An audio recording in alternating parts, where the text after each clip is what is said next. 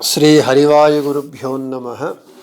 ओं वंदे विष्णुं नमामि श्रियमथ च भुवं ब्रह्मवायू च वंदे गायत्रीं भारतीं तामपि गरुडमनन्तं भजे रुद्रदेवं देवीं वंदे सुपर्णीमहिपतिदयितां वारुणीमप्युमां ताम् इंद्रादीं काममुख्यानपि सकलसुरां तद्गुरून्मद्गुरूंश्च अभ्रमं भङ्गरहितम् अजडं विमलं सदा आनन्दतीर्थमतुलं भजे तापत्रयापहं जलज्येष्ठनिभाकारं जगदीशपदाश्रयं जगतीतलविख्यातं जगन्नाथगुरुं भजे। पृथ्वीमण्डलमध्यस्थाः पूर्णबोधमतानुगाः वैष्णवाः विष्णुहृदयाः तान् नमस्ये गुरून् मम। आपादमौलिपर्यन्तं गुरूणामाकृतिं स्मरेत् तेन विघ्नाः प्रणश्यन्ति सिद्ध्यन्ति च मनोरथाः। श्री विद्यासागरमाधवतीर्थगुरुभ्यो नमः। हरिः ओम्। ಹರಿಕಥಾಮೃತಸಾರ ಗುರುಗಳ ಕರುಣದಿಂದ ಆಪನಿತು ಪೇಳುವೆ ಪರಮ ಭಗವದ್ಭಕ್ತರಿದನಾದರದಿ ಕೇಳುವುದು ಶ್ರೀರಮಣಿಕರ ಕಮಲ ಪೂಜಿತ ಚಾರು ಚರಣ ಸರೋಜ ಬ್ರಹ್ಮ ಸಮೀರವಾಣಿ ಫಣೀಂದ್ರವೀಂದ್ರ ಭವೇಂದ್ರ ಮುಖ ವಿನುತ ನೀರಜ ಭವಾಂಡೋದಯ ಸ್ಥಿತಿ ಕಾರಣನೆ ಕೈವಲ್ಯದಾಯಕ ನಾರಸಿಂಹನೆ ನಮಿಪೆ ಕರುಣಿ ಪುದೆಮಗೆ ಮಂಗಳವಾ.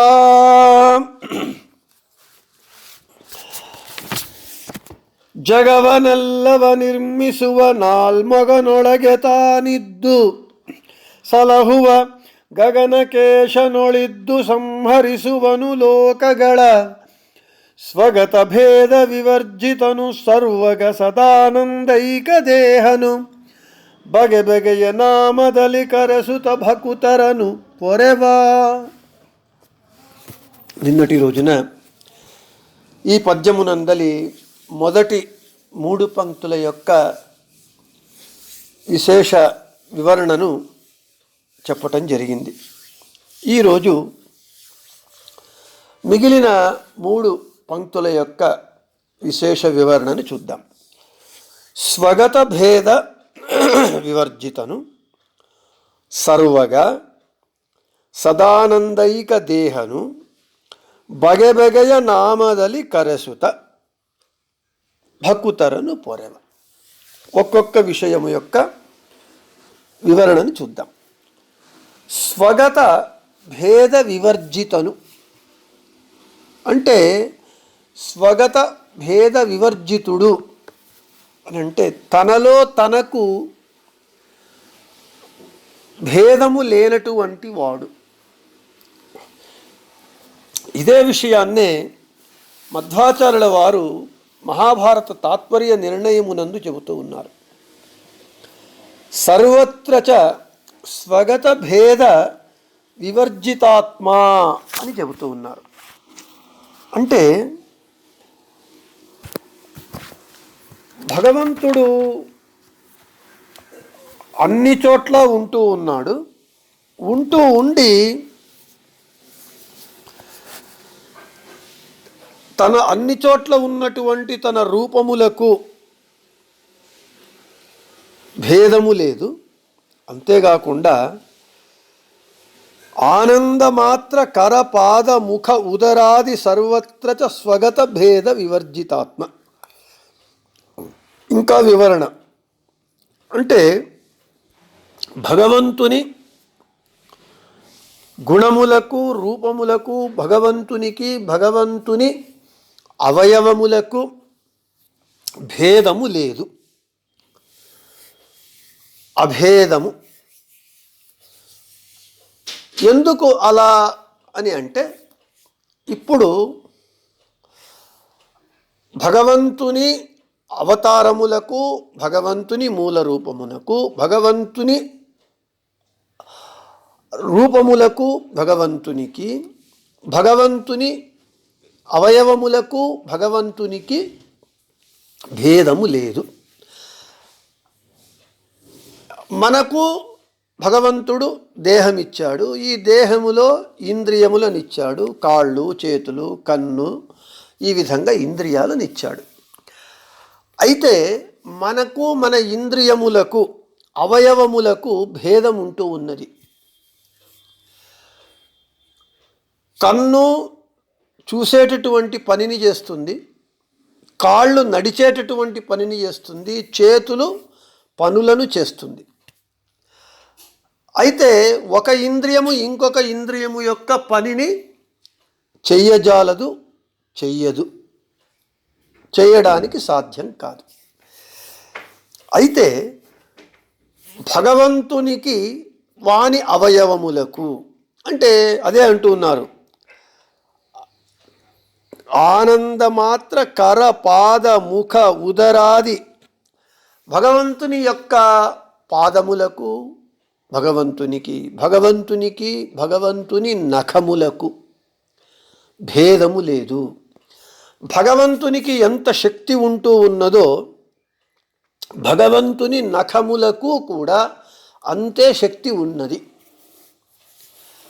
మనకందరికీ తెలిసినటువంటి విషయము, నఖములు గోళ్ళు. మన చేతులకు కాళ్లకు ఉన్నటువంటి గోళ్ళు చాలా తుచ్చమైనటువంటివి. దానిని మనము పెద్దగా లెక్కించము. దాని వలన మనకు ఏ ప్రయోజనము ఉండదు. గోళ్ళు పెరిగితే గోళ్లను కత్తిరించి వేస్తాం. ఆ గోళ్లతో మనము ఏ పనిని చెయ్యలేము కూడా. ఏదో చిన్న చిన్న పనులు, దురద వేస్తే దురదను గోక్కోవడానికి తప్ప, ఇటువంటి పనులకు తప్ప మన గోళ్ళు మన దేహంలో పెద్దగా ఏమీ ప్రయోజనము లేదు. గోళ్ళు వేరు, మనము వేరు. అయితే అప్రాకృతుడైన భగవంతుని యందు భగవంతునికి, భగవంతుని అవయవములకు, భగవంతుని గోళ్లకు భేదము లేదు. భగవంతునికి ఎంత శక్తి ఉన్నదో భగవంతుని నఖములకు కూడా అంతే శక్తి ఉన్నది.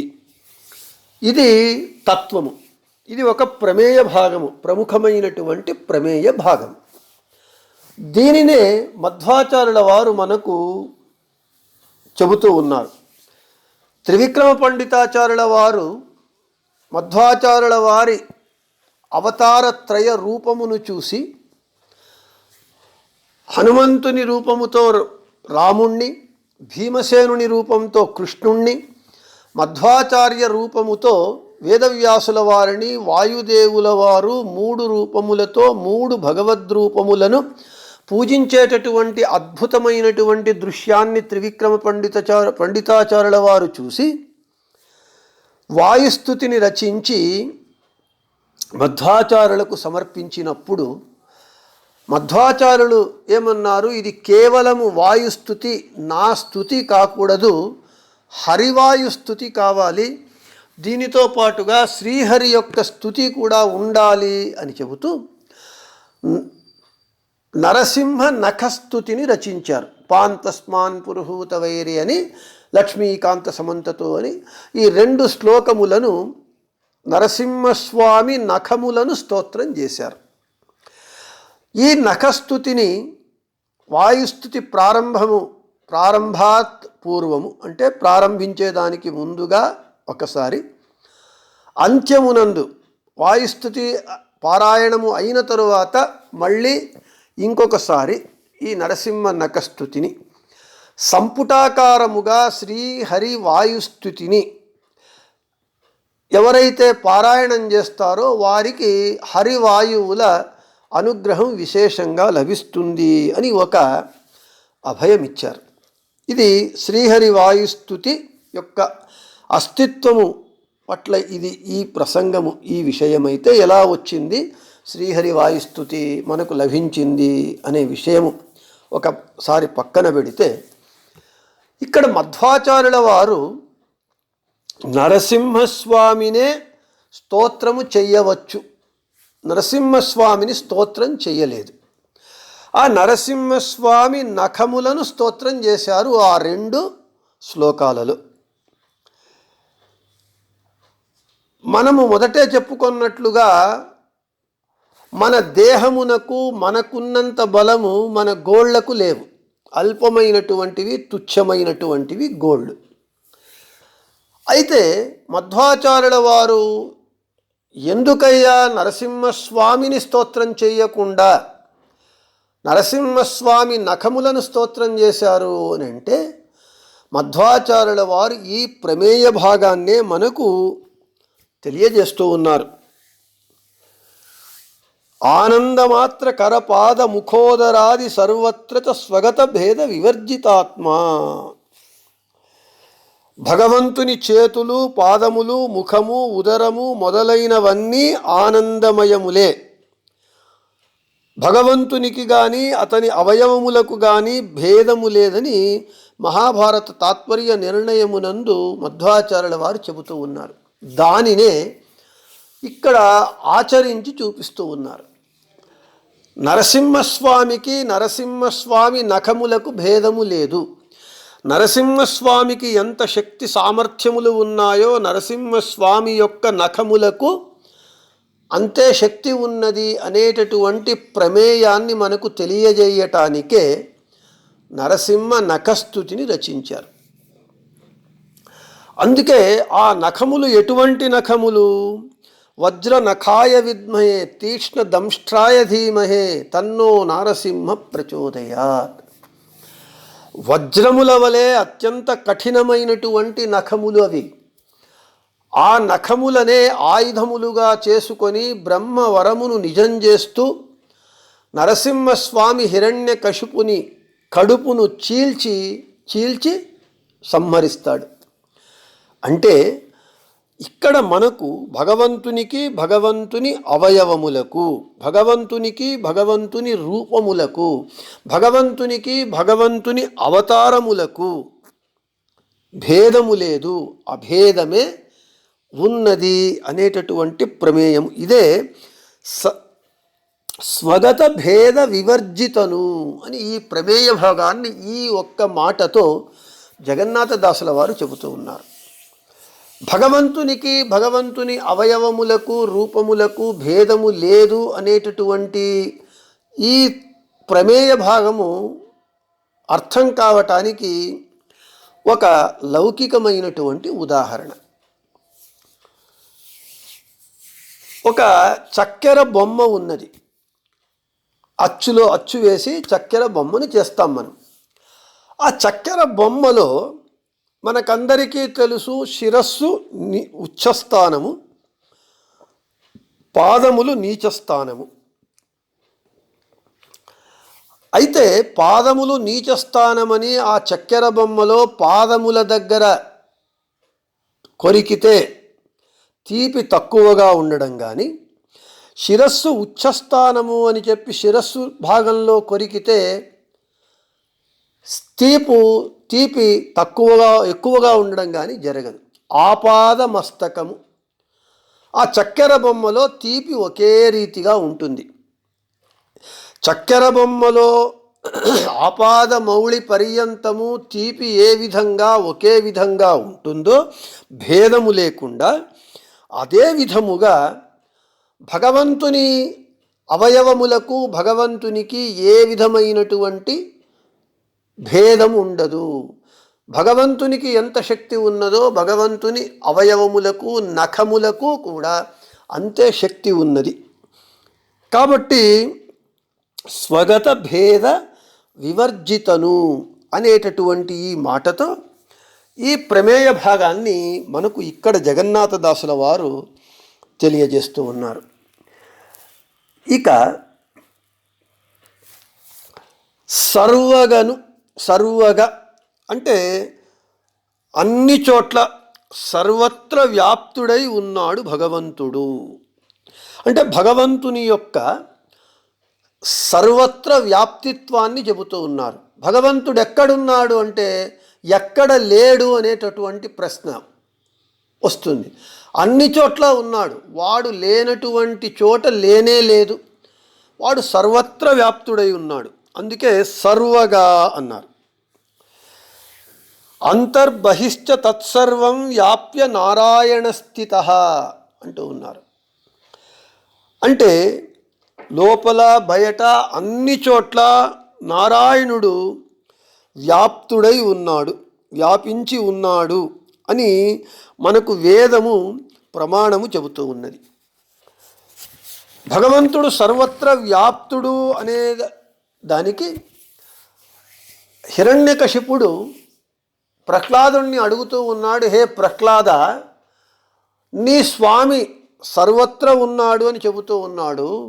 నీ స్వామి సర్వత్రా ఉండేదే నిజమైతే ఈ స్తంభములో ఉన్నాడా?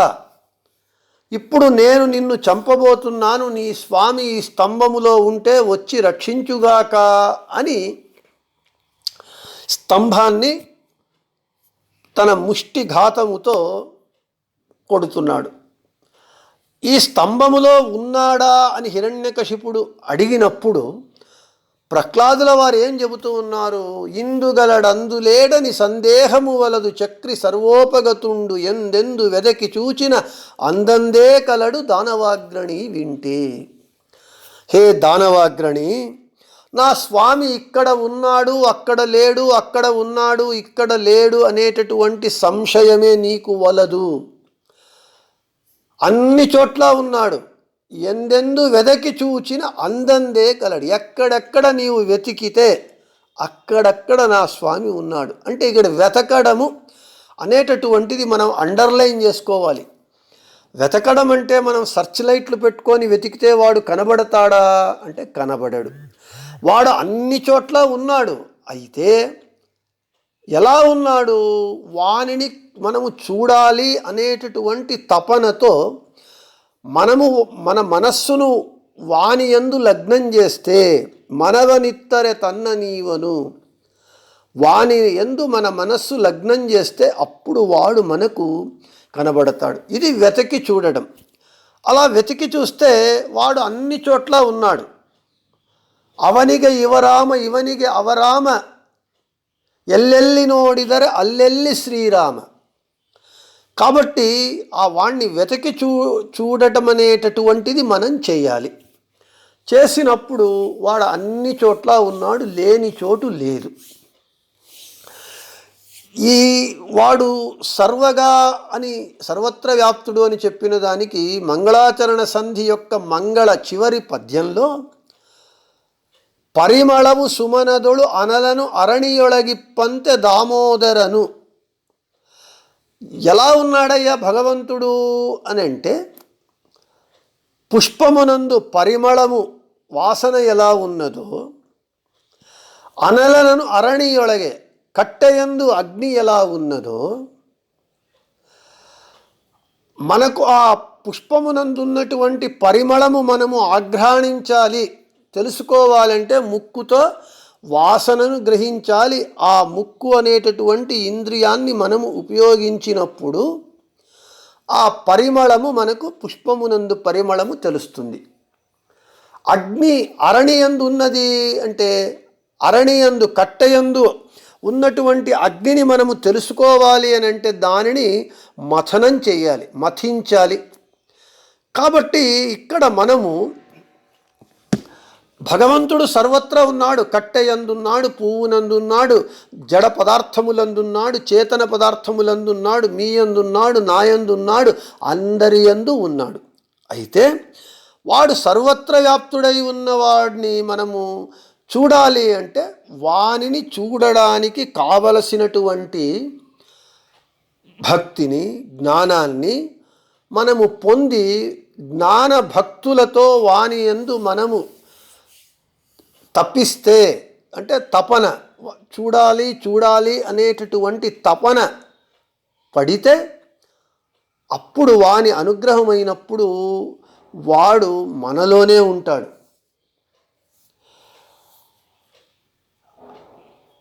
ఒక సినీ కవి చెప్పినట్లుగా నేను ఇంతకుముందు కూడా ఒకసారి చెప్పాను, మనసెరిగిన వాడు నా దేవుడు శ్రీరాముడు, ఎరిగిన వారికి ఎదలో ఉన్నాడు, ఎరుగని వారికి ఎదుటే ఉన్నాడు అని. ఆ కవి చాలా తత్వాన్ని బాగా మంచి చిన్న చిన్న మాటలతో చెప్పాడు. అందరి మనస్సులను ఎరిగినటువంటి వాడు, ఎవరైతే వాడు నాయందు ఉన్నాడు, భగవంతుడు సర్వత్ర వ్యాప్తుడై నాయందే ఉన్నాడు బింబరూపి అయి అని జ్ఞానానుసంధానముతో భక్తి చేసినప్పుడు ఎరిగిన వారికి ఎదలో ఉన్నాడు. అలా కాకుండా ఎరుగని వారికి ఎదుటే ఉన్నాడు. కాబట్టి భగవంతుడు సర్వత్ర వ్యాప్తుడై ఉన్నాడు. అంటే వానిని చూచేటటువంటి జ్ఞాన నేత్రము మనకు రావాలి. భక్తి తత్వము మనము అలవరుచుకోవాలి. భక్తి తత్వముతో జ్ఞాన నేత్రముతో మనము చూచినప్పుడు భగవంతుడు అన్ని చోట్ల మనకు కనబడతాడు. కాబట్టి సర్వగా అని మనకు చెబుతూ ఉన్నారు. కనకదాసుల వారు హరిభక్తి సారమునందు భగవంతుడు సర్వత్ర వ్యాప్తుడు అనేటటువంటి విషయాన్ని అత్యంత సుందరంగా వర్ణిస్తూ ఉన్నారు. చూడండి. ఇల్లిహను అల్లిల్ల వెంబి సొల్లు సల్లదు ಹೊರಗೊಳಗೆ ನೀನಿಲ್ಲದಿನ್ನಿಲ್ಲ ಅನ್ಯತ್ರ ವೆಂಬುವನೆಲ್ಲ ಕೆಲಕೆಲರು ಬಲ್ಲರಿಳೆಯಳು ಭಾಗವತರಾದೆಲ್ಲರಿಗೆ ವಂದಿಸದ ಕುಜನರಿಗಿಲ್ಲ ಸದ್ಗತಿ ನೋಡಿ రక్షిసు నమ్మ ననవరత. కనకదాసుల వారు కూడా అదే చెప్తూ ఉన్నారు. ఇక్కడ ఉన్నాడు, అక్కడ లేడు, అక్కడ లేడు, ఇక్కడ ఉన్నాడు అనేటటువంటి ఈ చర్చ, మీమాంస, విచికిత్స వద్దే వద్దు. భగవంతుని తెలిసినటువంటి భాగవతులకు నమస్కరించినటువంటి వానికి సద్గతి లేదు అని కనకదాసుల వారు చెబుతూ ఉన్నారు. ఆ సర్వత్ర వ్యాప్తుడైనటువంటి భగవంతుణ్ణి మనము ప్రసన్నీకరించుకోవాలి అని అంటే ఇదే హరికథామృత సారమునందు మంగళాచరణ సంధి యొక్క మంగళ పద్యమునందు చివరి పద్యమునందు జగన్నాథ విఠ్ఠలన కరుణపడెవ ముముక్షు జీవరు పరమ భాగవతరను కొండాడువుదు ప్రతిదినవు. ఆ జగన్నాథ విఠ్ఠలుని యొక్క కరుణ కావాలి అని అపేక్షించేటటువంటి వారు పరమ భాగవతులను స్తుతించునది ప్రతిదినము అని అంటున్నారు.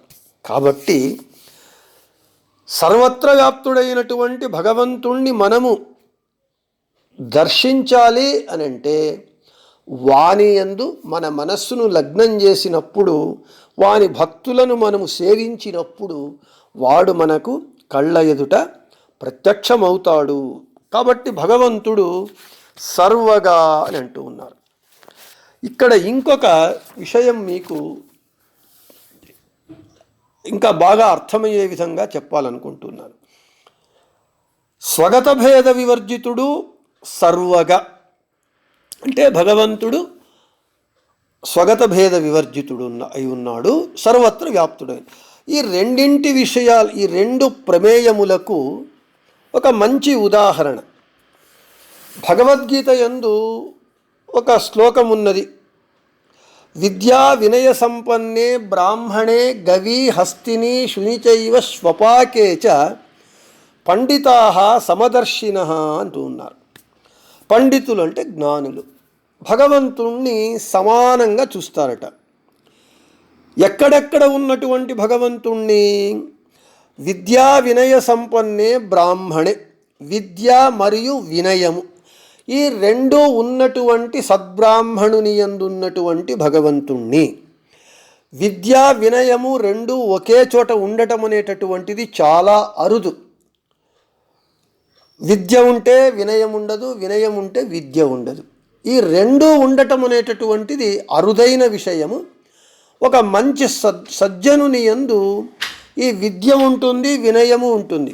విద్యా వినయ సంపన్నుడైనటువంటి బ్రాహ్మణుడు సద్గుణుడు. వాని యందున్నటువంటి భగవంతుణ్ణి, గవి అంటే గోవు యందున్నటువంటి భగవంతుణ్ణి, హస్తిని అంటే ఏనుగు యందున్నటువంటి భగవంతుణ్ణి, శుని అంటే కుక్క యందున్నటువంటి భగవంతుణ్ణి, శ్వపాకేచ ఆ కుక్కను చంపి కుక్క మాంసాన్ని వండుకొని తినేటటువంటి వాని యందున్నటువంటి భగవంతుణ్ణి, ఈ అన్ని అధిష్టానములలో ఉన్నటువంటి భగవంతుణ్ణి పండితాః సమదర్శినః, పండితులు సమానంగా చూస్తారు. అంటే ఇక్కడ విద్యా వినయ సంపన్నుడైనటువంటి బ్రాహ్మణుడు ఉచ్చస్థానం, అధిష్టానము, మంచి అధిష్టానము, గోవు మంచి అధిష్టానము, ఆ తరువాత తారతమ్యానుసారంగా ఏనుగు, ఆ తరువాత కుక్క మాంసాన్ని తినేటటువంటి వాడు. అంటే ఉత్తమమైనటువంటి అధిష్టానము, నీచమైనటువంటి అధిష్టానమునందు భగవంతుడు ఉన్నాడు. సర్వత్ర వ్యాప్తుడై ఉన్నాడు. అందరి యందు ఉత్తమ అధిష్టానము, నీచాధిష్టానము, మధ్యమ అధిష్టానమైనటువంటి అన్ని అధిష్టానములందు భగవంతుడున్నాడు. ఇది సర్వత్ర వ్యాప్తుడు అనేటటువంటి తత్వాన్ని తెలియజేస్తూ ఉన్నది. ఇక స్వగత భేద వివర్జితుడు అంటే ఉత్తమ అధిష్టానమైనటువంటి బ్రాహ్మణుడు, గోవు ఎందున్నటువంటి భగవంతుణ్ణి, భగవద్రూపాన్ని, ఏనుగు మధ్యమ అధిష్టానము, కుక్క మాంసాన్ని తినేటటువంటి ఈ నీచ అధిష్టానములైనటువంటి ఈ అధిష్టానములలో ఉన్నటువంటి భగవద్రూపాన్ని సమానము అంటే ఉత్తమ అధిష్టానంలో ఉన్నటువంటి భగవంతుడు ఎక్కువ, నీచ అధిష్టానంలో ఉన్నటువంటి భగవంతుడు తక్కువ అనేటటువంటిది లేదు. భగవంతుని సకల రూపములకు, అవతారములకు, అవయవములకు భేదము లేదు, అభేదమున్నది. అదే స్వగత భేద వివర్జితత్వము. పండితులు ఈ అన్ని అధిష్టానములలో ఉన్నటువంటి భగవంతుణ్ణి సమానంగా చూస్తారు అనంటే స్వగత భేద వివర్జితుడు అనేటటువంటి ప్రమేయము ఇక్కడ తెలుస్తున్నది. ఈ భగవద్గీత శ్లోకము చేత స్వగత భేద వివర్జితుడు అనేటటువంటి ప్రమేయ భాగము, సర్వగా అనేటటువంటి ప్రమేయ భాగము కూడా మనకు స్పష్టమవుతూ ఉన్నది అని చెబుతూ, ఇక సదానందైక దేహను బగెబెగయ నామదలి కరసువ భకుతరను పొరెవ, ఈ రెండు విశేషణముల యొక్క విశిష్ట వివరణను మనము రేపటి పాఠమునందు చెప్పుకుందామని చెబుతూ శ్రీకృష్ణార్పణమస్తు, మధ్యేశార్పణమస్తు. అందరికీ శుభమస్తు.